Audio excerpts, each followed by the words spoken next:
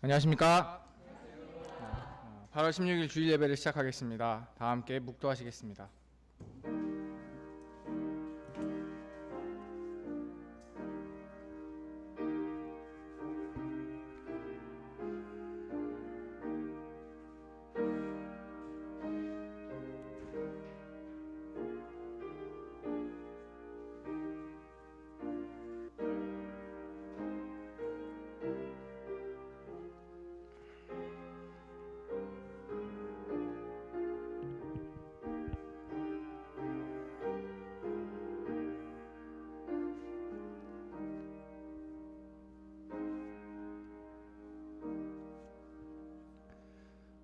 복음에는 하나님의 의가 나타나서 믿음으로 믿음에 이르게 하나니 기록된 바 오직 의인은 믿음으로 말미암아 살리라 함과 같으니라. 하나님 아버지, 고난의 메시아로 이 땅에 오신 예수님께 감사와 찬송을 드립니다. 일상에서 하나님의 자녀로서 구별된 삶을 살고자 하지만 투쟁하기 싫어하고 안정적인 삶을 지향하는 모습을 돌아볼 때 참으로 믿음이 작은 자라는 생각이 들었습니다. 주님, 그러나 우리에게 때마다 기도할 수 있는 은혜를 주시고 긍휼히 여기사 말씀을 통해 격려해 주셔서 감사합니다. 저희가 하나님 앞에서 의로운 삶을 살고자 소망하고 자기 발견, 자기 부인을 통해서 더욱 예수님을 알아가는 삶을 살 수 있기를 기도합니다. 하나님 아버지, 이 시간 주님께 예배하러 모였습니다. 신령과 진정으로 드려진 예배가 되기를 기도합니다. 예수님의 이름으로 기도하였습니다. 다 함께 일어나셔서 사도신경으로 신앙 고백하신 후 찬송가 36장을 부르시겠습니다. 전능하사 천지를 만드신 하나님 아버지를 내가 믿사오며 그 아들 우리 주 예수 그리스도를 믿사오니 이는 성령을 잉태하사 동정녀 마리아에게 나사 고난을 받으사 십자가에 못 박혀 죽으시고 장사한 지 사흘 만에 죽은 자 가운데서 다시 살아나시며 하늘에 오사 전능하신 하나님 우편에 앉아 계사가 저로서 산자와 죽은 자를 심판하러 오시리라. 성령을 믿사오며 거룩한 공회와 성도가 서로 교통하는 것과 죄를 사하여 주신 것과 몸이 다시와 영원히 사는 것을 믿사옵나이다. 아멘.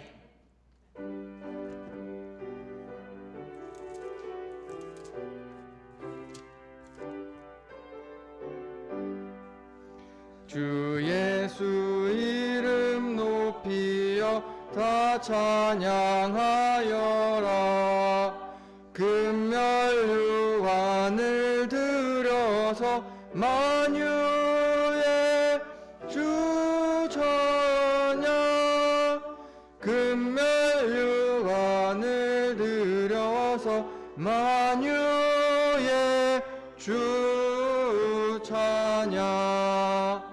주 예수 당한 고난을 못 잊을 죄이나 내 귀한 몸에 바쳐서 만유의 주 찬양. 내 귀한 몸에 바쳐서 만유의 주 찬양. 이 지구 위에 거하는 온 세상 사람들 그 크신 위엄 높여서 만유의 주 찬양. 위엄 높여서 만유의 주 찬양. 주 믿는 성도 다 함께 주 앞에 엎드려 무궁한 노래 불러서 만유의 주 찬양. 무궁한 노래 불러서 만유의 주 찬양. 아멘.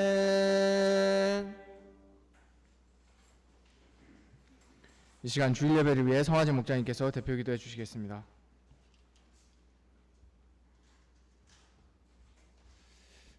다 같이 기도하겠습니다.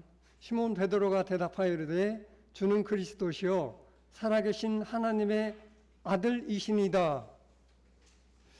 감사하신 하나님 아버지, 정욕과 운명주로 영죽을 자를 구원하여 천사도 흠모하는 사명인으로 들어서심을 감사합니다.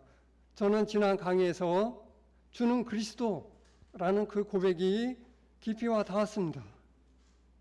이 그리스도라는 단어에서 파생된 것이 곧 크리스천입니다. 이것이 저의 정체성입니다. 그런데 사도행전 11장 26절에 보면 이것을 남들이 그를 크리스천 해야만 한다는 것입니다. 제가 이 고백처럼 첫째, 성령 충만한 가운데, 둘째, 그리스도의 절대 복종합니다. 성경의 문을 여시길 기도합니다. LA 테일러 박성사님이 믿음으로 비즈니스 감당하고 잔건 선교사님과 동역하시길 기도합니다. 개인 기도 생활과 주야로 말씀 묵상하고 성령의 다스림 받기를 기도합니다. 테레사 박성사님이 새벽 기도를 감당하고 이방양 제자 양성 하시길 기도합니다. 라울 형제님이 예수님을 만나고 믿음의 사람으로 성장하길, 그리고 데이지 자매님이 성경 공부 회복하길 기도합니다. LBCC 그룹 바이블 스터디 통하여 양들이 성장하길 기도합니다. 제레미, 이사벨, 이반젤린 2세들이 하나님의 사람, 믿음의 동역자로 성장하길 기도합니다. 조셉조 선교사님이 새벽기도 말씀 묵상 통해 성령의 인도함 받고 신규 개발 프로젝트 성공적으로 수행하시고 IT 미션과 LBCC 캠퍼스 미션 제자 양성 역사 동역하시길 기도합니다. 자연과 관계성을 잘 맺고 제자로 성장하길 기도합니다. 브리스카 선교사님이 말씀 안에 거하며 영어 정복하시길 기도합니다. 간호사 업무에서 승리하시길 기도합니다. 2세 다니엘이 하나님을 인격적으로 만나길 기도합니다. 예린 자매님이 꾸준히 성경 읽고 하나님의 영광을 위해 아트컬리지 학업을 감당하길 기도합니다. 귀한 달란트가 하나님 역사에 쓰임받기를 기도합니다. 뉴저지 조수아 루정 선교사 가정이 제자 양성과 복음 역사 귀하게 쓰임받기를 기도합니다. 사사기 말씀 역사 있기를 기도합니다. 때마다 필요한 말씀 물질 공급하여 주시고 하나님의 때 영주권 주시길 기도합니다.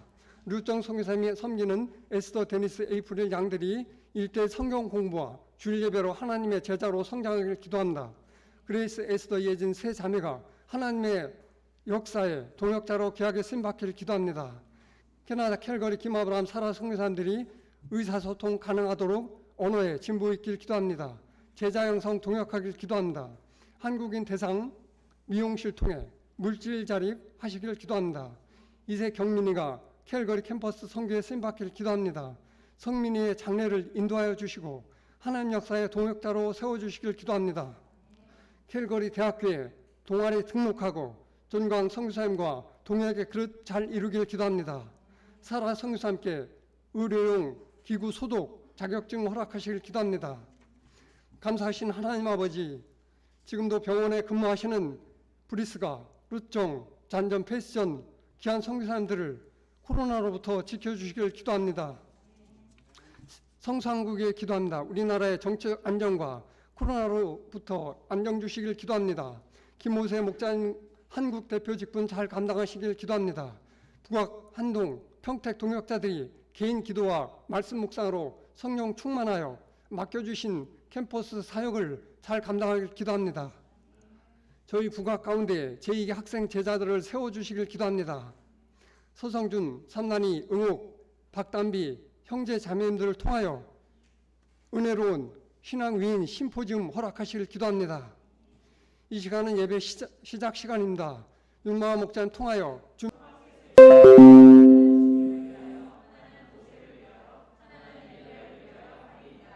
말할 때 호련히 빛난 구름이 그들을 덮으며 구름 속에서 소리가 나서 이르시되 이는 내 사랑하는 아들이요 내 기뻐하는 자니 너희는 그의 말을 들으라 하시는지라. 예수께서 나와 그들에게 손을 대시며 이르시되 일어나라 두려워하지 말라 하시니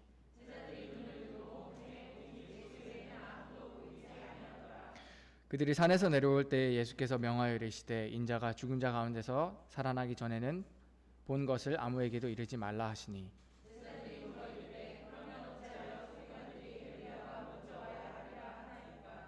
예수께서 대답하여 이르시되 엘리야가 과연 먼저 와서 모든 일을 회복하리라.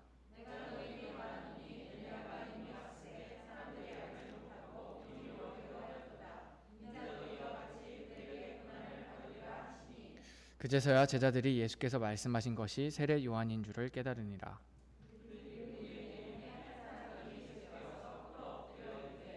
주여, 내 아들을 불쌍히 여기소서. 그가 간질로 심히 고생하여 자주 불에도 넘어지며 물에도 넘어지는지라.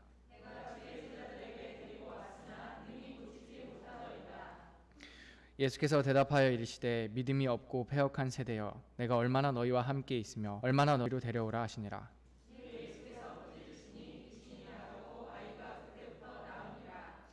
이때 제자들이 조용히 예수께 나와 이르되 우리는 어찌하여 쫓아내지 못하였나이까?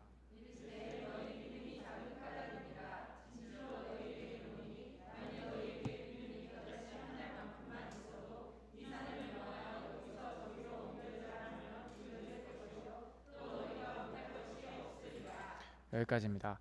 윤마가 목장님께서 말씀을 전해 주시겠습니다.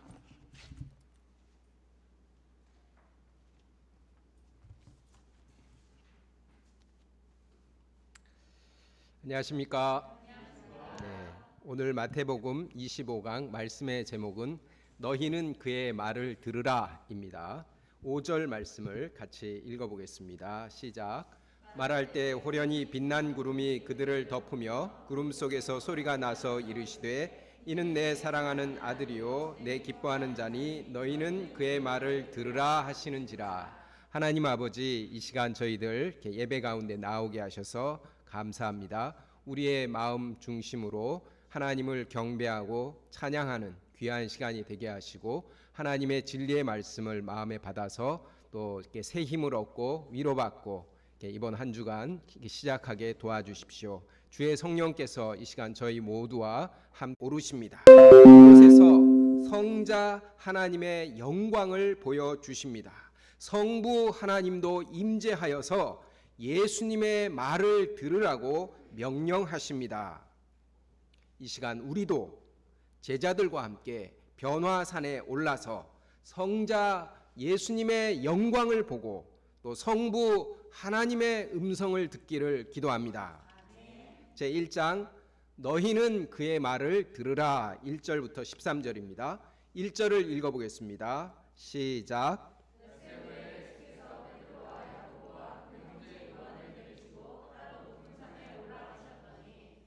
엿새 동안 무슨 일이 있었을까요?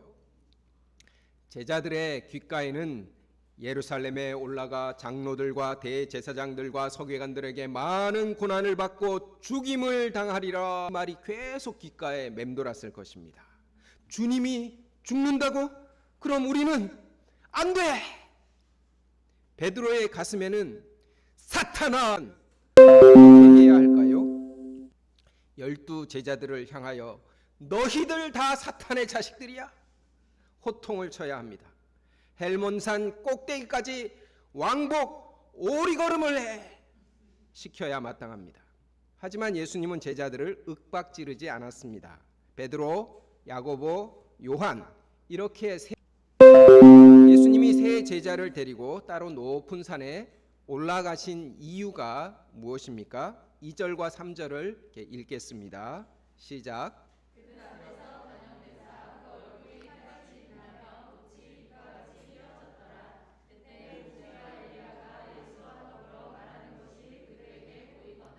첫째로 예수님의 본래의 영광을 보여주기 위해서입니다. 예수님은 제자들 앞에서 변형되셨습니다. 변형이란 메타모르포로서 본질적인 변화, 완전한 변화를 뜻합니다. 옷을 갈아입거나 헤어스타일을 이렇게 바꾼 정도가 아니라 존재 자체가 변화되는 것입니다. 예수님의 얼굴은 해같이 빛나고 옷은 빛과 같이 희어졌습니다. 이 모습은 사도 요한이 밤모섬에서 환상 가운데 보았던 부활 승천하신 주님의 모습입니다. 계시록 1장 13절부터 16절을 보십시오. 계시록 1장 13절부터 16절은 이렇게 기록했습니다.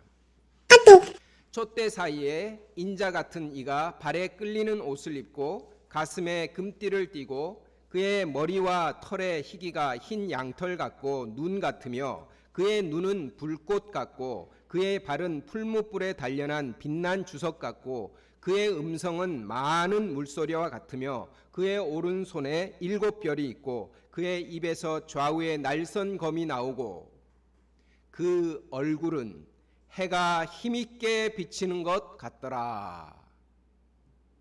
우리가 성화에 나오는 예수님을 보면 영화 배우처럼 아름답습니다.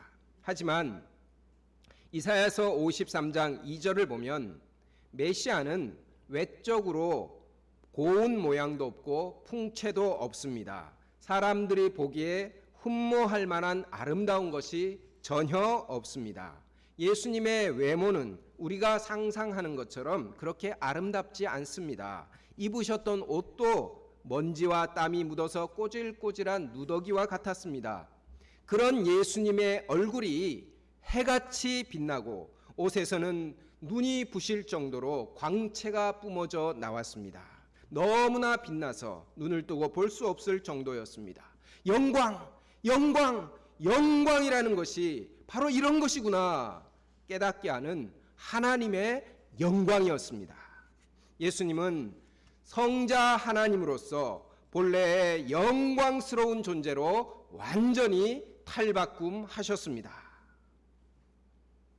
사람들은 자신을 영화롭게 하려고 보석으로 머리끝에서 발끝까지 치장합니다.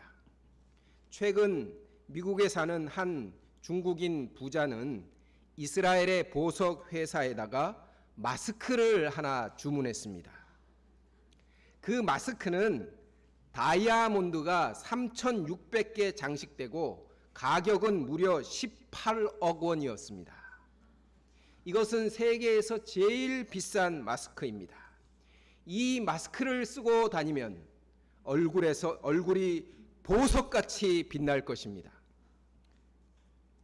또 이제 옷 세계에서 제일 비싼 옷이 한 100억대 정도 된다고 합니다. 황금과 보석으로 장식한 이 100억 원대의 옷을 입는 사람도 있습니다.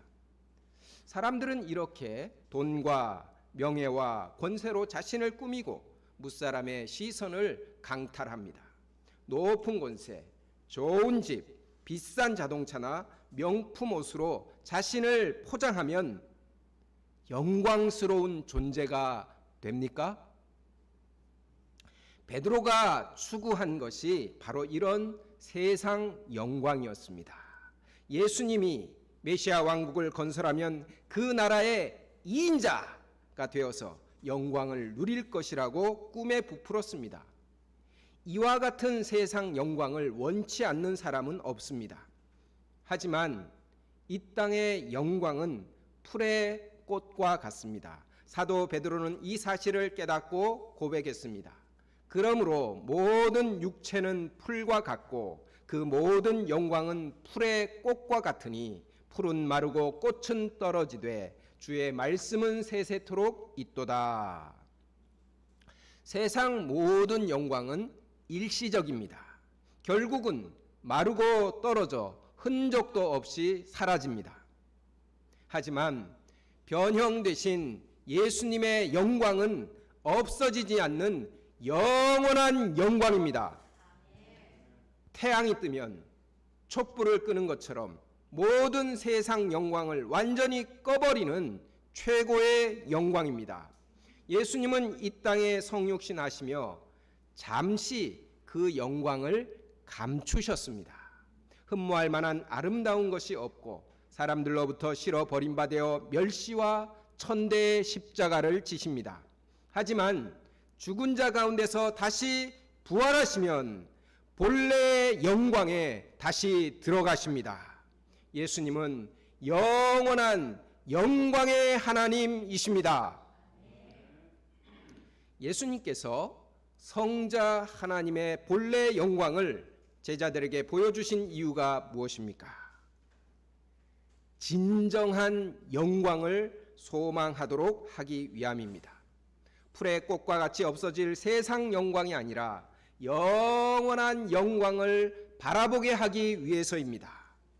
얼굴이 해같이 빛나는 그 예수님의 영광을 소망하는 자는 그의 얼굴에도 해처럼 밝게 빛이 납니다. 우리의 삶의 목표는 이 땅에서 영광을 누리는 것이 아닙니다. 우리는 장차 예수 그리스도의 영원한 영광에 참여할 것입니다. 변형되신 예수님의 얼굴의 광채를 본 베드로는 성도들에게 이렇게 권면했습니다. 오히려 너희가 그리스도의 고난에 참여하는 것으로 즐거워하라. 이는 그의 영광을 나타내실 때 너희로 즐거워하고 기뻐하게 하려 함이라.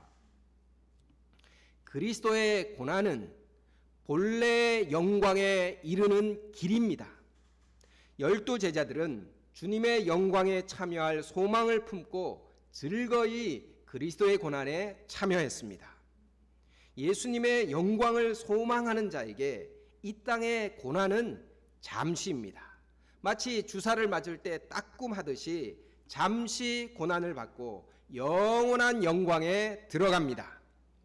우리도 주님의 영원한 영광을 소망하면서 즐거이 그리스도의 고난에 참여하는 자가 되기를 기도합니다.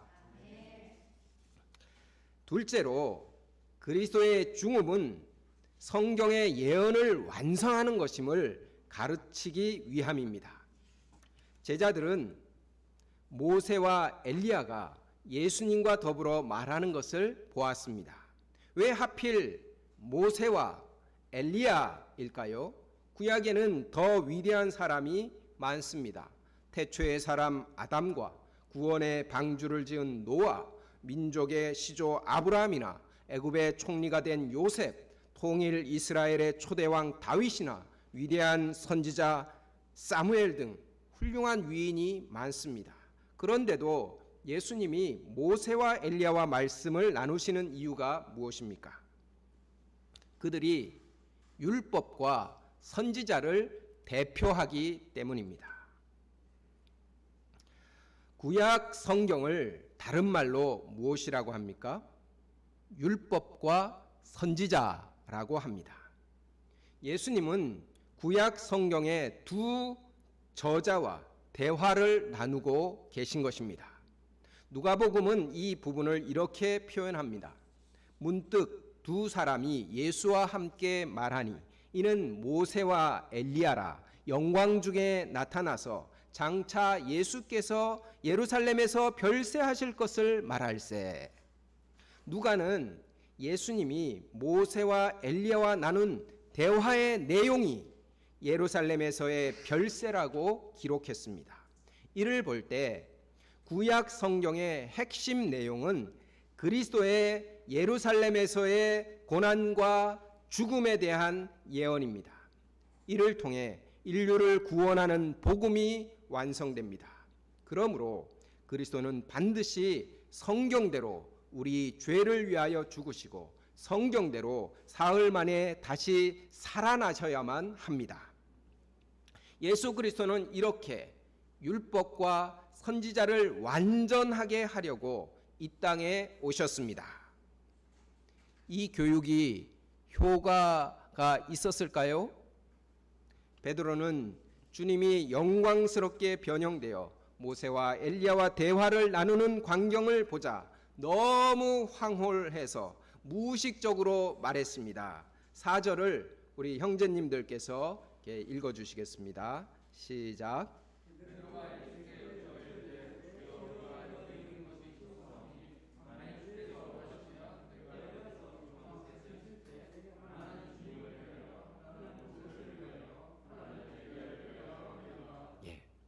베드로는 여기에 초막 셋을 짓고 영원히 함께 살고 싶다고 말했습니다. 여기는 고난도 없고 죽음도 없는 황홀한 곳입니다. 고생하며 섬겨야 하는 양도 없고 이삭을 잘라 먹었다고 도끼 눈을 뜨고 공격하는 종교 지도자들도 없습니다. 하루는 주님의 초막에서, 다음 날은 모세의 초막에서, 그 다음 날은 엘리야 선지자의 초막에서 돌아가면서 옛 추억을 노래할 수 있는 곳입니다. 이런 삶을 사자성어로 무엇이라고 합니까? 유유자적이라고 합니다. 유유자적을 이렇게 사전에 찾아보면 속세를 떠나 아무 것에도 매이지 않고 자유롭고 마음 편한 삶이라고 합니다.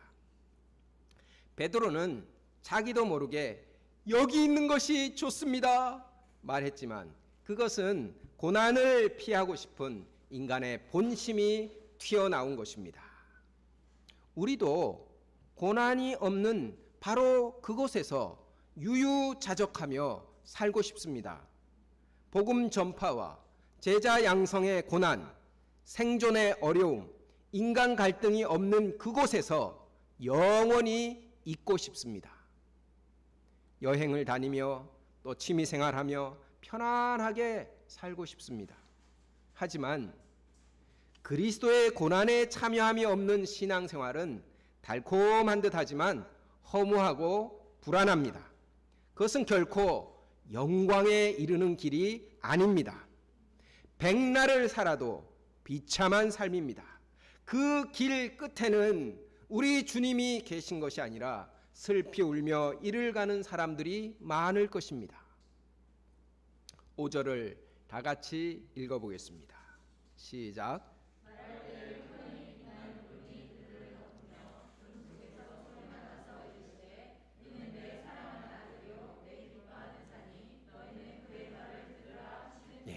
갑자기 빛나는 구름이 제자들을 덮었습니다. 구름은 하나님의 임재의 상징입니다. 빛나는 구름 속에서 엄유한 소리가 들려왔습니다. 이는 내 사랑하는 아들이요 내 기뻐하는 자니 너희는 그의 말을 들으라. 이는 성부 하나님의 음성입니다. 성부 하나님은 성자 예수님을 내 사랑하는 아들이요 내 기뻐하는 자라고 소개하셨습니다. 이것은 예수님이 하시는 모든 말과 그가 행하시는 모든 일이 하나님의 뜻임을 의미합니다. 요한복음 14장 10절에서 아버지를 보여달라고 하는 빌립에게 예수님은 말씀하십니다. 나는 아버지 안에 거하고 아버지는 내 안에 계신 것을 내가 믿지 아니하느냐. 내가 너희에게 이르는 말은 스스로 하는 것이 아니라 아버지께서 내 안에 계셔서 그의 일을 하시는 것이니라. 제자들이 예수님의 말을 반드시 들어야 하는 이유가 무엇입니까? 그의 말이 곧 하나님 아버지의 말이요 아버지께서 기뻐하시는 뜻이기 때문입니다. 제자들은 하나님 아버지의 음성을 직접 듣고 죽은 사람처럼 엎드려 심히 두려워했습니다. 예수님은 그들에게 손을 대시며 안심시켰습니다. 일어나라, 두려워하지 말라. 제자들이 눈을 떠서 주위를 둘러보니 예수님 외에 아무도 보이지 않았습니다. 예수님은 제자들과 산에서 내려오며 십자가와 부활 사건이 일어나기 전에는 이 본 것을 아무에게도 말하지 말라고 명령하셨습니다. 제자들은 예수님의 본래의 영광을 보았고 성부 하나님의 음성까지 직접 들었습니다. 그리스도의 고난과 죽음을 어느 정도는 영접할 수 있을 것 같았습니다. 하지만 한 가지 의문이 있었습니다. 10절을 보십시오. 어찌하여 서기관들이 엘리야가 먼저 와야 하리라 하나이까? 서기관들은 당시 공인된 성경 선생이었습니다. 성경 선생님들이 아직 엘리야가 오지 않았다고 말했습니다. 그렇다면 예수님을 그리스도라고 할 수 없습니다. 제자들은 성경의 예언과 실제 하시는 이 예수 그리스도를 연결하는 그런 영적인 깨달음이 아직 없었습니다. 예수님은 엘리야가 이미 왔지만 그들이 임의로 대우했고 그리스도도 그들에게 고난을 받을 것이라 말씀하셨습니다. 제자들은 비로소 세례 요한이 엘리야구나 깨달았습니다. 이는 곧 예수 그리스도를 성경에 기초하여 그리스도로 깨달았음을 의미합니다. 성경은 우리의 확신을 최종적으로 승인하는 그런 마침표와 같습니다. 제2장 믿음이 겨자씨 하나만큼만 있어도 14절부터 28절입니다. 14절부터 16절까지를 우리 자매님들이 이렇게 읽어주겠습니다. 14절부터 16절 시작.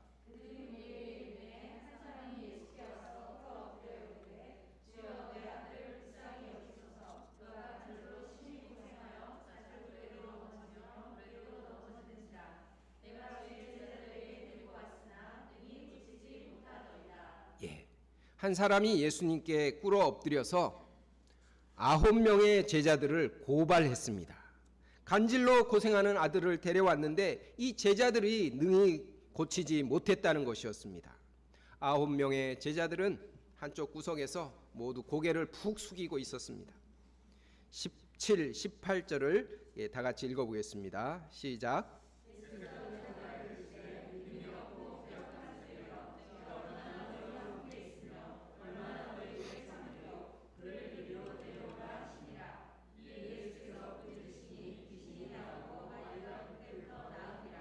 예수님은 믿음이 없고 패역한 세대여라고 제자들을 책망하셨습니다.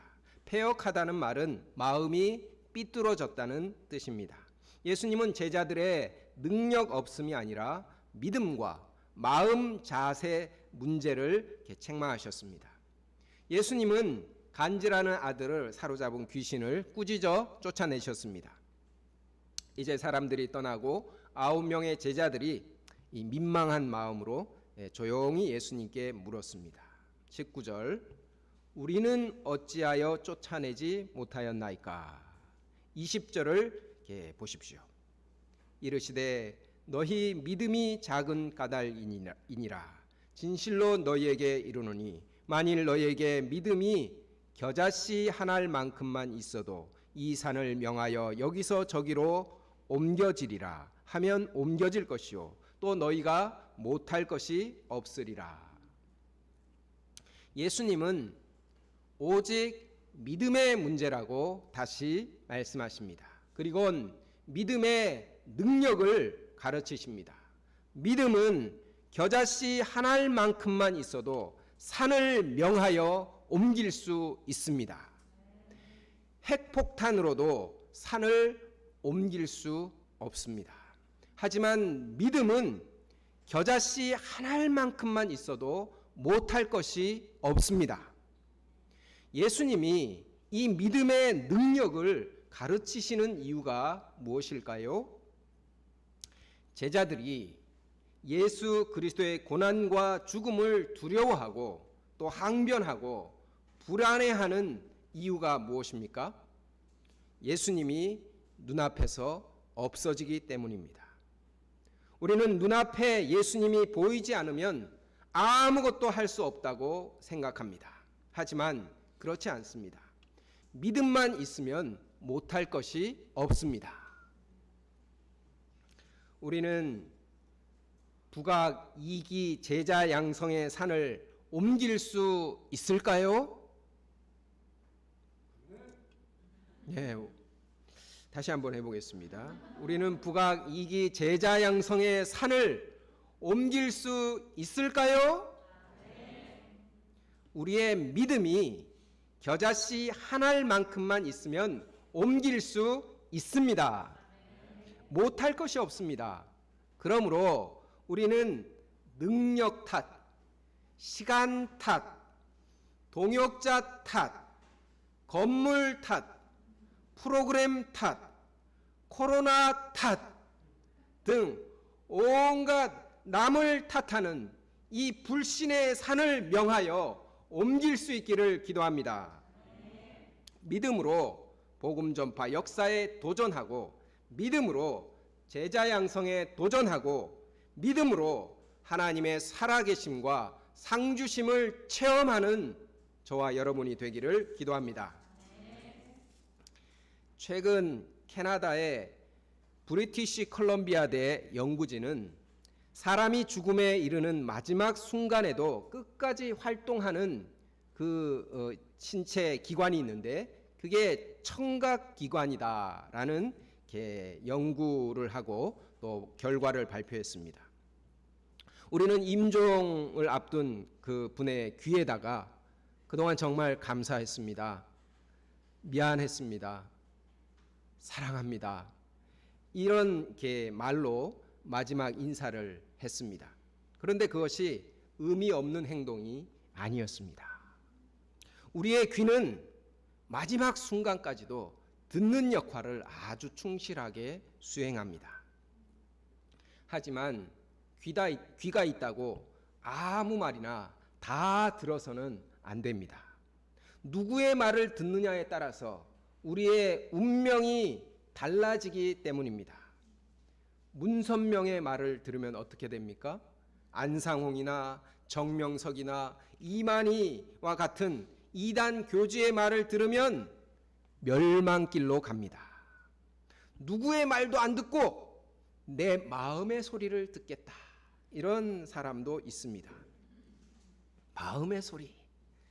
최근 미국의 연쇄 살인마가 45년 만에 자신의 범행을 자백했습니다.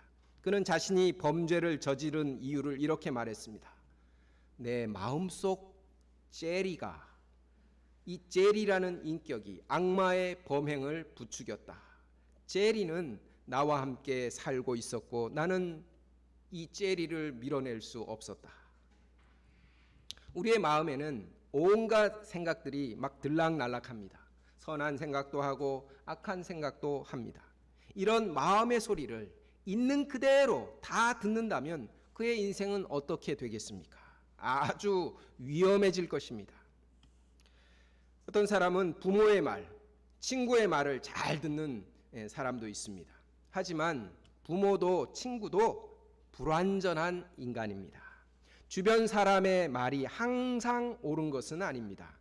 인간관계 때문에 무조건 다른 사람의 말을 듣는 사람은 결국 그 사람을 원망하고 또 불평불만이 많은 사람이 되기도 합니다. 오늘날은 인터넷을 통하여 수많은 전문가의 말을 쉽게 들을 수 있습니다. 하지만 지식과 정보가 너무 많이 쏟아져서 도대체 누구의 말이 옳은지 알 수가 없습니다. 우리는 정말 누구의 말을 들어야 할까요? 하나님 아버지는 말씀하십니다. 이는 내 사랑하는 아들이요 내 기뻐하는 자니 너희는 그의 말을 들으라. 예수님의 말씀을 듣는 것이 가장 안전하고 행복합니다. 왜냐하면 예수님은 하나님의 사랑하는 아들이요 기뻐하는 자식이기 때문입니다.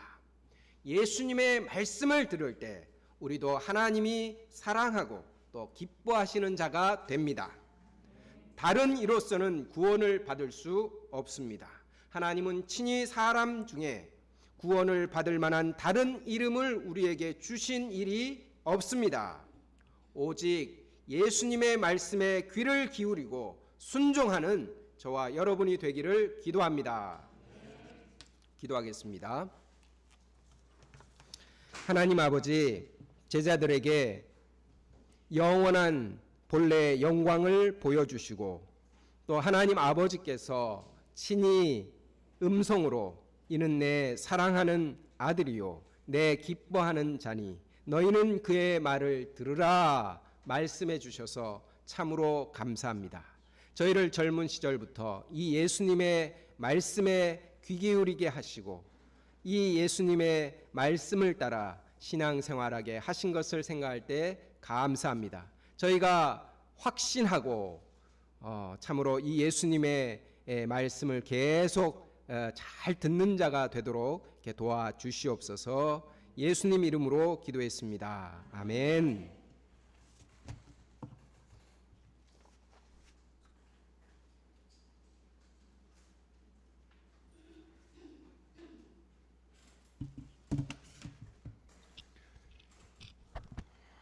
다 함께 찬송가 87장을 부르시겠습니다.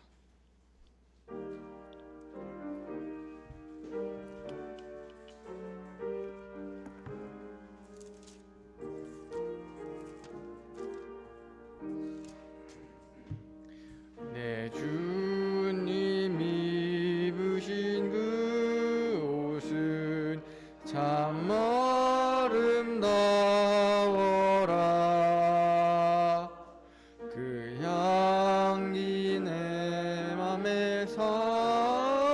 사무쳐 내 기쁨 되도다. 시온 성보다 더 찬란한 저 전성 떠나서 이 세상 오신 예수님 참 내 구주의 주. 내 주는 쓰라린 고통을 다 견디셨도다. 주 지신 십자가 대할 때 나 눈물 흘리네.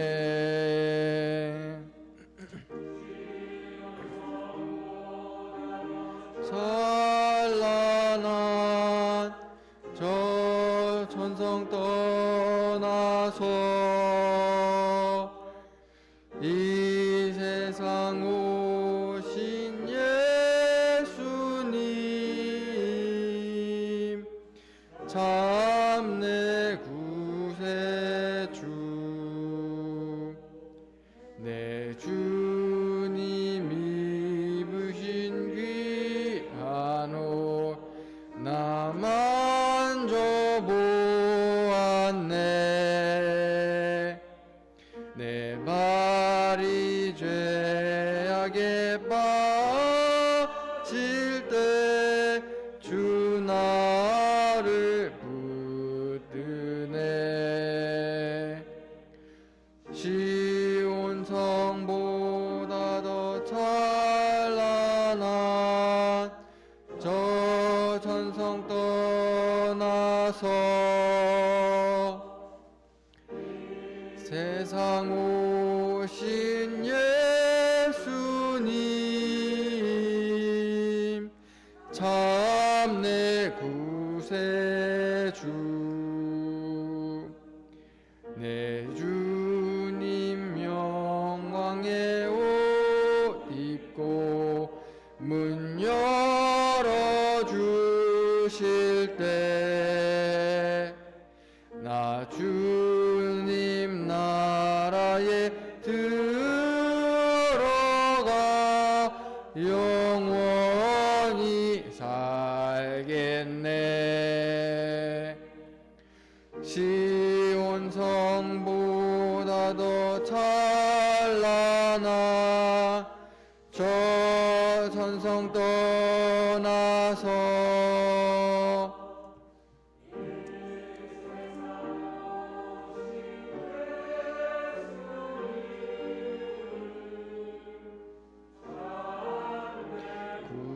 구세주.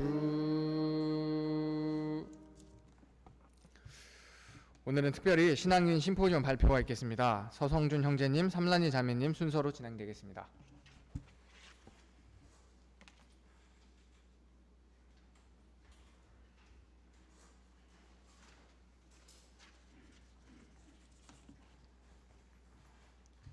안녕하십니까? 아브라함 위의 서성준입니다. 2020년 신앙위인 심포지움 서서평 선교사에 대하여 발표하겠습니다. 제1장 서서평 선교사는 누구인가? 서서평 선교사는 1880년 9월 26일 독일에서 출생했습니다. 청소부로 일하던 그녀의 어머니는 미혼모로 그녀를 출산하고 할아버지에게 맡기고 미국으로 떠나버렸습니다. 9살 때 미국으로 건너가 간호학을 공부했고 1912년 2월 20일 32살 때 한국의 정규 간호사로 파송되어 22년간 한국 사람을 섬겼으며 일제강점기에 독자적인 한국 간호협회를 설립하는 기적을 만들어냈습니다. 1934년 6월 26일 광주에서 만성피로와 영양실조로 사망했고 독일 출신 간호사 선교사로 본명은 엘리자베스 요한나 셰핑입니다. 서서평이라는 이름을 짓게 된 이유는 성격 때문입니다. 워낙 성격이 불같고 급한 성격이어서 몇 가지의 사건들을 저질러 버렸다고 합니다. 그래서 마태복음 5장 5절에 온유한 자는 복이 있나니 그들이 땅을 기업으로 받을 것이며 말씀처럼 그녀도 성격을 고치기 위해 천천히 서시에 자기 감정을 차분하게 편다는 펼서 모난 성질을 평평하게 한다는 의미에서 평평할 평으로 이름을 지었습니다. 서서평 선교사는 의료 선교사로 조선에 왔는데 도착한 곳은 광주 지역이었습니다. 그녀는 주로 미혼모, 고아, 한센인, 노숙인 등 가난하고 병약한 많은 사람을 보살펴 나환자의 어머니라 불렸습니다. 또 소록도에 나환자 요양시설을 만들었으며 의료뿐만 아니라 그들에게 필요한 물건이라면 적극적으로 자신의 것을 주어 물신양면으로 도왔습니다. 당시 한국 사회는 여성 인권이 매우 저조했는데 결혼 전에는 부모님 집 안에서만 지내야 했고 결혼 후에도 친정 나들이 외에는 외출이 용납되지 않았습니다. 심지어 이름도 사라지며 식사도 방에 앉아서 하지 못했습니다. 여성들의 대부분은 문맹이었고 경제력도 없어 천대받을 수밖에 없었던 것입니다. 서서평 선교사는 이러한 여성들에게 성경을 가르치기 위해서라도 여성 교육이 필요함을 절감했습니다. 그래서 사제를 털어 광주 이일학교를 설립했고 여성들에게 학비를 대주며 가르쳤습니다. 설립자이자 교장으로서 간호학과 성경을 가르쳤고 탁월한 가르침과 열정으로 많은 여전도사를 낳았습니다.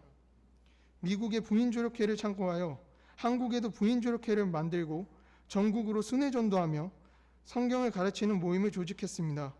이 여성 중심의 모임은 국내 국외전도사업, 기독교 관련된 문예 종교교육, 한센병자 돕기 등을 하며 여자 교인들의 영적 발전과 전도사업 및 자선사업을 수행했습니다. 오늘날 교회는 여자 교인들이 앞장서서 섬기고 여전도사를 넘어 여목사까지 수많은 여성의 힘으로 돌아가고 있는데 이러한 출발점에 서서평 선교사가 있었습니다. 그리고 선교사들에게는 안식년이라 하여 7년마다 본국에 돌아가 1년 동안 쉬고 오는 풍습이 있습니다. 서서평 선교사는 23년 동안 단 한 번밖에 귀국하지 않았습니다. 그녀는 한국과 결혼했다며 오직 한국만을 힘으로 섬길 뿐이라 하였습니다. 결혼은 하지 않았지만 이방하여 키운 고아가 14명이었으며 오갈 곳 없는 과부를 가족처럼 품어 집에서 같이 지낸 사람만 38명이나 되었습니다. 월급을 받으면 절반은 교회에 바치고 학교 경연비와 학생들 장학금에 보탰습니다. 또 눈앞에 보이는 굶주린 사람들을 그냥 지나치지 않고 먹였습니다. 그래서 서서평 선교사는 항상 빈털터리일 수밖에 없었습니다. 국제간호협회의 한국간호협회를 회원으로 가입하기 위해 미국에 간 적이 있었는데 그때 어머니를 만났습니다. 그런데 서서평 선교사의 남룩한 행색 때문에 그녀의 어머니는 집안에 수치하며 문전박대를 당했습니다. 마태복음 19장 29절 또 내 이름을 위하여 집이나 형제나 자매나 부모나 자식이나 전토를 벌인 자마다 여러 배를 받고 또 영생을 상속하리라라는 말씀이 그녀를 잘 대변해 주는 것 같습니다. 당시 노동자들의 일주일 품삯이 7전이었을 때 선교사들의 생활비는 300전이었습니다. 그녀는 귀족처럼 넉넉하게 살 수 있었지만 10전만 사용하고 대부분의 돈을 가난한 자와 병든 자를 위해 사용했습니다. 그녀는 보리밥과 된장국을 즐겨 먹으며 당시의 동네 아줌마 같은 초라한 옷을 입고 생활했습니다. 얼마나 헌신적으로 구제하며 섬겼던지 그녀의 사망 원인도 영양실조였습니다. 그녀가 남긴 것은 덮고 있던 담요와 7전 그리고 강냉이 2옷밖에 없었습니다. 자신의 시신마저 세브란스 의대에 기부했습니다. 그녀가 떠나고 텅 빈 그녀의 침대 맡에는 성공이 아니라 성김이다 라는 좌우명이 걸려 있었습니다. 광주 최초의 시민사회장으로 치러진 서서평의 장례식에는 수천 명의 광주 시민과 나환자들이 참석하여 어머니를 외치며 오열했습니다. 이일학교 여학생들이 운구행렬을 시작하자 수많은 여성들이 소복을 입고 뒤따랐습니다. 자신의 어머니로부터 버림받았던 엘리자베스 셰핑은 조선 땅에서 모든 버림받은 자들의 어머니가 되었습니다. 제2장 서서평 선교사처럼 첫째, 성공이 아니라 섬김이다. 저는 선교활동으로 말레이시아에 불법 체류자가 사는 판자촌에 간 적이 있었습니다. 그들은 강을 끼고 오염된 늪지대 위에 나무다리 위에서 집을 짓고 살아가고 있었습니다. 저는 그들을 섬기는 마음을 배워야 되었었는데 이런 곳에서 선교하는 선교사들의 참여에 충격을 먹고 그들을 외면했던 것 같습니다. 그러나 서석평 선교사는 열악한 환경 속에서 조선의 고아들, 과부들, 나한 자들의 어머니가 되어 22년 동안 섬겼습니다. 다른 선교사들처럼 섬김을 받고 편안한 삶을 영위할 수 있음에도 자처하여 남을 도왔다는 그녀의 이야기를 보며 가난하게 살지 않으려 악착같이 공부하며 성공을 추구했던 지금까지의 자신이 부끄러워졌던 것 같습니다. 마가복음 9장 45절 인자가 온 것은 섬김을 받으려 함이 아니라 도리어 섬기려 하고 자기 목숨을 많은 사람의 대속물로 주려 함이니라.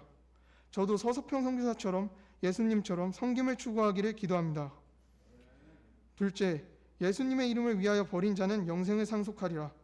마태복음 19장 29절 내 이름을 위하여 집이나 형제나 자매나 부모나 자식이나 전토를 벌인 자마다 여러 배를 받고 영생을 상속하리라.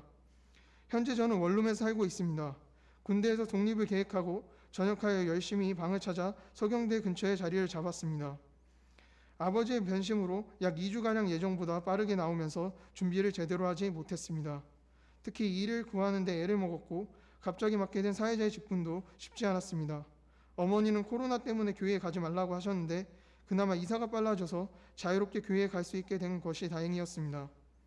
어쨌든 집을 나왔고 부모님, 동생과 떨어져 살게 된 것이 좋았습니다. 가족과 어려움이 있었기 때문에 서석평 선교사의 책을 읽으며 마태복음 19장 29절 예수님을 위하여 집이나 형제나 자매나 부모를 버린 자는 영생을 상속하리라 그런 말씀이었습니다. 현재 저는 먹고 사는 일이 막막하여 그리고 가족 때문에 마음이 답답하고 있습니다. 그런데 제가 답답한 것은 맡아간 일자리를 못 구해서도 가족 때문도 아닌 것 같습니다. 예수님의 이름을 위하여라는 인생의 목표를 잃어버렸기 때문인 것 같습니다. 중학교 때 인터넷 카페를 운영했었습니다. 그때 여러 아픔을 가진 사람들을 만났습니다. 그들의 사연을 들으며 때로 기도를 하고 사비를 들여 도와주기도 했었습니다.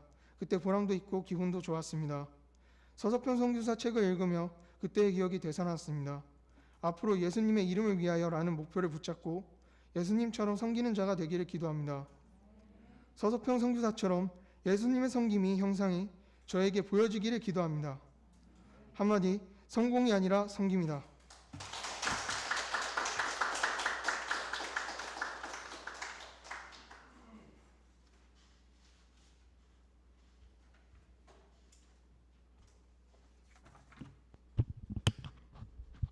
안녕하십니까? 열방교회 삼란이입니다. 2020년 신앙위인 심포지움 사라베리 선교사에 대하여 발표하겠습니다. 제목 지혜가 부족하면 구하라 그리하면 주시리라. 제1장 사라베리 선교사는 누구인가? 사라베리 선교사님은 1930년에 첫째 딸로 태어났습니다. 어렸을 때부터 엉클 톰보이처럼 남동생과 모험을 하며 노는 것을 좋아했습니다. 기독교 가정에서 많은 사랑을 받아 긍정적이고 밝게 자랐습니다. 강한 여자를 롤모델로 삼았고 세상 사람들이 생각하는 여자다움, 여자로서의 매력에 대해 동의하지 않으며 연애 감정도 갖지 않았습니다. 나름 매력을 가졌지만 인기가 없어 친구도 별로 없고 행복하지 않았습니다. 하지만 대학에 가서 새로운 존재로 다시 태어날 소원을 갖고 400명이나 되는 신입생의 이름을 외웠습니다. 이런 노력 덕에 친구를 많이 사귀었고 학생회 회장까지 되었습니다. 하지만 학과 공부는 잘 못하여 좋은 학점을 받지 못했습니다. 또 대학에 들어와 새롭게 되고 싶었는데 만족을 얻을 수 없었고 인생의 목적이 무엇인지 질문하기 시작했습니다. 2학년 어느 날 성경을 읽던 중 야고보서 1장 5절이 눈에 들어왔습니다. 너희 중에 누구든지 지혜가 부족하거든 모든 사람에게 후히 주시고 꾸짖지 아니하시는 하나님께 구하라 그리하면 주시리라. 이 약속의 말씀을 믿고 기도했습니다. 하나님 진짜 계신다면 저에게 지혜를 주시옵소서. 며칠 후에 기독교 동아리에 들어가서 로마서 성경 공부 모임을 시작했습니다. 모임을 통해 하나님 앞에서 처음으로 자신이 얼마나 이기적이고 교만한지 그리고 얼마나 죄를 지는 삶을 살았는지 깨닫게 되었습니다. 세상에서 의로운 사람이 하나도 없고 모두 다 하나님께 떨어져서 가치 없는 인간이 되었다는 사실을 알았습니다. 하지만 오직 예수님의 피로 죄를 용서받을 수 있고 하나님의 은혜로 의로워질 수 있다는 것을 믿었습니다. 이후에 성경 공부를 열심히 했고 수양회에 참여하여 처음으로 자신의 죄를 사람들의 앞에서 고백하며 회개했고 예수님을 구원자로서 받아들였습니다. 그리고 하나님을 위해서 살겠다고 마음을 먹었습니다. 어두운 마음속이 하나님 은혜로 확 밝아졌습니다. 이렇게 변화되고 처음으로 결심한 일이 있었는데 바로 일요일을 하나님께 드리는 것이었습니다. 일요일에 공부하지 않고 하나님께 찬양하며 주일을 보냈습니다. 그때 하나님께서 놀랍게도 학점에서 상을 받게 하셨습니다. 1949년 19살에 학생봉사 활동그룹 세미나에 한 선교사가 초청 연사로 학교에 왔습니다. 사라베리 선교사님은 그때 깊은 영감을 받고 하나님이 원하시면 어디든지 선교사로 가겠다고 약속을 하였습니다. 1년 후에 한국 전쟁이 발발했고 전쟁의 소식을 듣고 평화로운 세상이 되는데 쓰임을 받고 싶은 소원을 가졌습니다. 1953년에 한국의 상태가 심해져서 원래 있던 선교사들이 고향에 돌아왔습니다. 그래서 사라베리 선교사님이 한국에 갈 수 있는 기회가 생겼습니다. 사라베리 선교사님은 다른 선교사 3명과 미국에서 한국으로 출발했습니다. 다른 선교사 사모님과 광주 집에서 한국어를 책 없이 배웠습니다. 집에서 영어 사용을 금지하였고 모든 것이 한국어로 쓰여 있었지만 어려움을 극복하고 말씀을 한국어로 전파할 수 있을 만큼 잘하게 되었습니다. 매일 새벽 4시 30분에 새벽 기도하러 어두운 길을 걸어서 양림교회에 갔습니다. 나중에 새벽 기도는 UBF 핵심 사역 중에 하나가 되었습니다. 1960년대는 학생혁명 시대였습니다. 학생들은 민주화에 대한 열망과 독재적 정권의 탄압으로 많이 힘들었습니다. 이 상황을 인간적인 눈으로 보기에는 너무나 비참해 보였지만 하나님은 대학생들이 말씀을 잘 받아들일 수 있는 마음과 생각을 준비하고 계셨습니다. 대학생들은 대학에 가서 더 의미 있는 삶을 찾고 싶은 간절한 소원이 있었습니다. 하지만 현실은 그렇지 못하고 더 비참하다는 것을 보았습니다. 사라베리 선교사님은 이런 대학생들에게 무엇보다 말씀을 전파하는 것이 가장 급하고 중요함을 깨달았습니다. 또 사라 선교사님은 다른 선교사님과 달리 한국 사람들과 똑같이 온돌에서 살며 같은 음식을 먹고 대학생들을 자신의 집에 초청해 섬겼습니다. 한국 학생들은 자신들과 같이 가난하게 사는 미국인 선교사에게서 예수님의 겸손과 사랑을 보고 감동하여 마을 문을 열었습니다. 그리고 학생 모임을 위해 기도했습니다. 하나님께서는 이 일을 위해 1961년에 이사무엘 선교사님과의 만남을 이루어 주셨습니다. 첫 만남에서 사라 선교사님은 이사무엘 선교사님에게 학생 모임을 잘 리드하기 위해서 어떤 아이디어를 가지고 있냐고 물어봤습니다. 그때 이사무엘 선교사님은 이렇게 대답했습니다. 저는 아이디어가 전혀 없습니다만 하나님께서 인도해 주시도록 기도할 수 있습니다.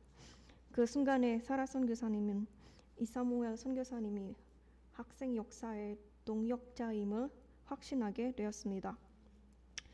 1962년 10월에 UBF가 공식적으로 태어났습니다. 처음 6명의 학생에서 몇 개월 만에 400명으로 증가했습니다. UBF 성장의 비결은 기도였습니다.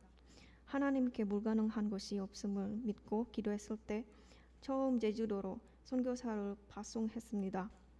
그 후에 전라남도에서 전라북도 그리고 누가 와도 안 된다는 누가 와도 안 된다는 서울에서 많은 영혼들이 회심하는 역사가 일어났습니다.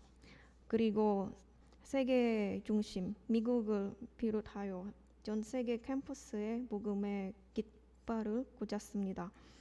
하나님께는 불가능이 없다는 믿음에 기도가 오늘날의 유배 학생 역사로 나타났습니다. 제2장 사라베리 선교사님에게서 배운 점. 저는 인생의 목표를 잘 몰랐고 하나님께서 저한테 무엇을 원하시는지 잘 몰랐습니다. 제가 어렸을 때 하나님께 제 인생을 드리겠다고 약속을 했지만 선교사가 되는 것은 부담스럽다고 생각했습니다. 말씀을 전파하는 것이 우리의 미션이라면 가족이나 친한 친구에게 전파하면 된다는 생각을 했습니다. 굳이 멀리 가서 모르는 언어로 말씀을 전파해야 되나 하는 여러 가지 이기적인 생각을 가졌습니다. 그런데 어쩌다 하나님이 저를 한국으로 보내셨습니다.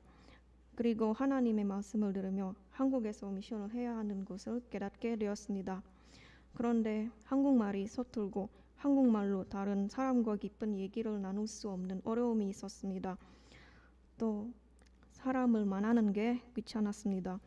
그런데 올봄에 다른 형제님이 교환학생으로 와서 식사기도를 열심히 하는 것을 보고 예배에 초청했습니다. 그때 많이 뿌듯했습니다. 전도를 했다는 것이 기뻤습니다. 그리고 한국말이 어려운 다른을 위해 성경 공부도 해주었습니다. 그런데 실제로 사람을 섬기는 것은 여간 힘든 게 아니었습니다. 제 소중한 드로잉 타블렛을 빌려가서 망가뜨린 다른을 만나는 것이 힘들었습니다. 원망한 마음이 있어서 대하는 것이 힘들었는데 지금은 미안한 마음이 남습니다. 다음에도 전도를 하겠지만 섬기는 것은 대단히 어렵지 않을까 생각이 듭니다. 이번 심포지엄을 준비하면서 제가 할 일이 무엇인지 정확하게 알게 되었습니다. 사라 선교사님이 인생 목표를 알게 된 이유는 하나님께 지혜를 달라고 기도했기 때문입니다. 하나님께서는 사라 선교사님의 기도를 들어주시고 사라 선교사님을 선교사로 부르셨다는 것을 명확하게 알게 하셨습니다. 사라 선교사님은 고향을 떠나 모든 어려움 앞에서 기도했고 하나님은 그 기도를 받고 인도하셨습니다. 하나님께서 제가 기도하기를 원하신다는 것을 배웠습니다. 하나님, 저에게 기도의 힘을 다시 깨닫게 해주셔서 감사드립니다. 제가 지금 겪고 있는 어려운 일들은 하나님이 저를 준비하는 시간인 것을 믿습니다. 하나님께서는 제 인생의 방향을 잘 아시고 저를 인도해 주시고 저와 함께 걷고 계심을 믿습니다. 앞으로 하나님의 말씀에 순종하여 기도하는 삶을 살도록 하겠습니다. 또 하나님께 제 인생을 드리기로 했던 사실을 잊지 않고 하나님께 헌신하는 삶을 살 수 있기를 기도합니다. 한마디 기도하며 하나님의 인도를 받는 삶을 살기를 원합니다.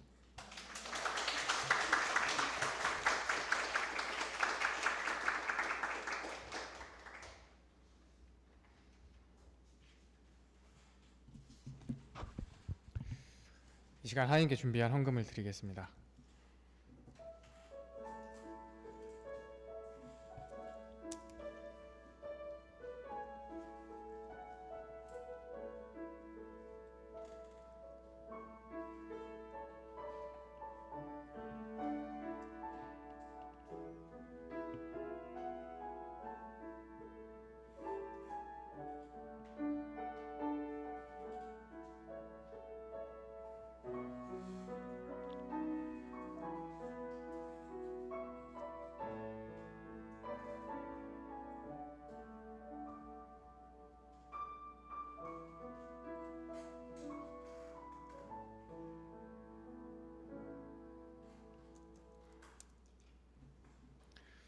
헌금기도 하시겠습니다. 하나님 아버지, 성경을 통하여 예수님을 배우고 알아가는 은혜를 베풀어 주셔서 감사합니다. 우리는 눈앞에 보이는 이익과 영광을 따르고 싶은 유혹이 들 때가 많이 있습니다. 그러나 그 끝에는 예수님의 죄사함과 긍휼, 사랑이 없습니다. 주님, 그리스도 예수님의 영광에 동참하는 마음을 품기를 소망합니다. 예수님의 말씀에 귀 기울이는 겸손한 심령을 소중히 하고 능력의 하나님을 믿는 믿음을 가지길 기도합니다. 하나님 아버지, 이 시간 우리의 사랑과 정성을 주님께 드립니다. 이를 연락하시고 국민대 복음화와 성서 한국 세계선교의 오병이어로 사용해 주시길 기도합니다. 예수님의 이름으로 기도하였습니다. 아멘. 유마가 목장님께서 광고하시겠습니다.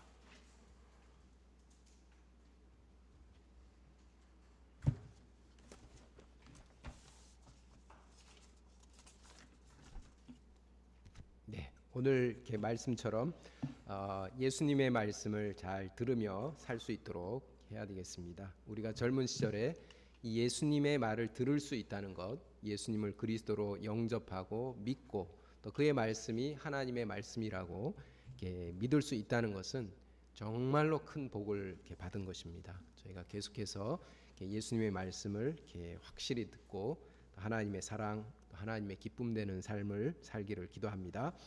오늘 이렇게 심포지엄 통해서 우리 서성준 삼난이 형제 자매님들이 서서평 선교사, 사라비 선교사님 이렇게 발표해 주셔서 감사합니다. 저희가 감사의 박수.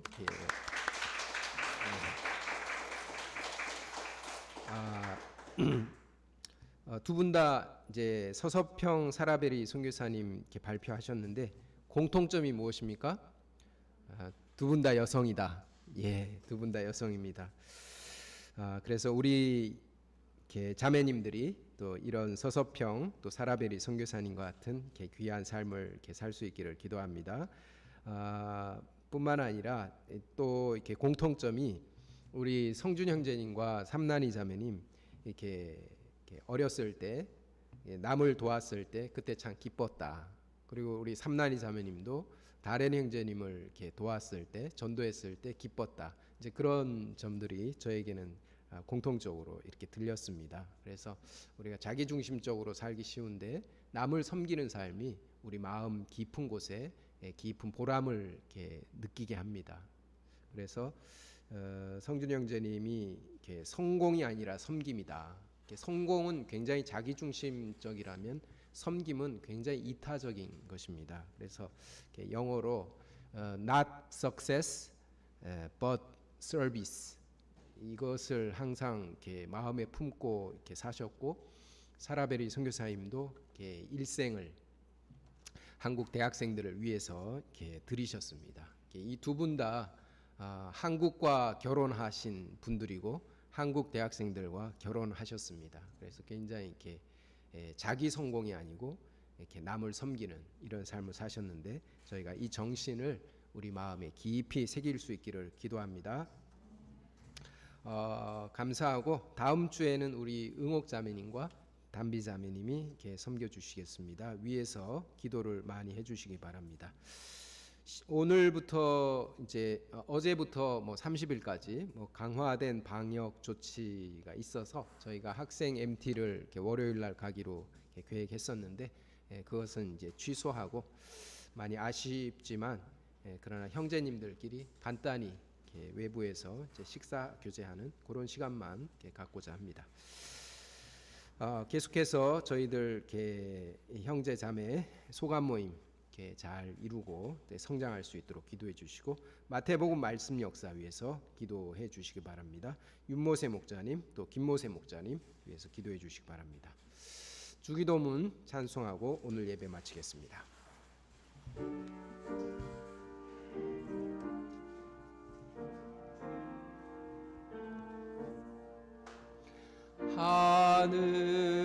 하늘에 계신 아버지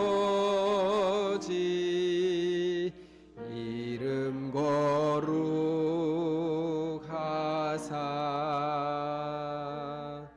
주님 나라 임하시고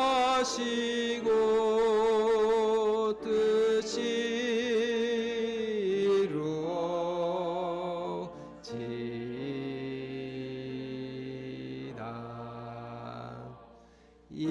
일용할 양식 주시고 우리들의 큰 죄 다 우리가 용서하옵시고 또 시험에 들게 마시고 악에서 구하옵소서. 대개 주의 나라 주의 권세 주의 영광 영원히 아멘.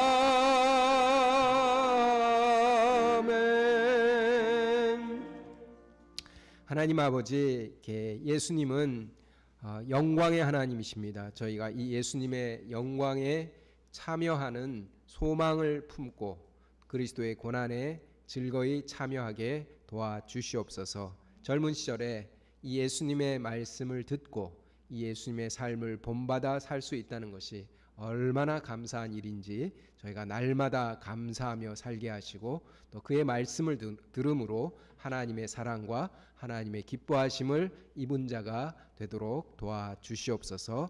하나님 아버지, 오늘 서성준 형제님과 삼난이 자매님 통하여서 서서평 또 사라베리 귀한 선교사님들의 아름답고 영화로운 삶을 배우게 하셔서 감사합니다. 성공이 아니라 섬김이라고 하였습니다. 저희도 이렇게 섬김의 삶을 살게 하시고 또 사라베리 선교사님 이 귀한 UBF 역사를 간절히 기도함으로 이렇게 이루어진 것을 이렇게 배웠습니다. 우리 삼난이 자매님도 사라베리 선교사님과 같은 기도의 여종이 되도록 이렇게 도와주시옵소서. 우리 서성준 형제님도 또 서서평 선교사님과 같이 성공을 쫓는 자가 아니라 섬김을 추구하는 귀한 삶을 살 수 있도록 이렇게 도와주시옵소서. 계속해서 이렇게 이번 주에도 응옥 담비자매님 잘 준비하여서 섬기고 또 저희가 잘 배우는 귀한 시간 갖도록 이렇게 도와주시옵소서. 저희 가운데 계속해서 마태복음 말씀에 은혜를 더해 주시옵기를 간절하게 기도합니다. 코로나 바이러스 가운데서 저희 모두를 이렇게 지켜 주시옵기를 간절하게 기도합니다. 예수님 이름으로 기도했습니다. 아멘.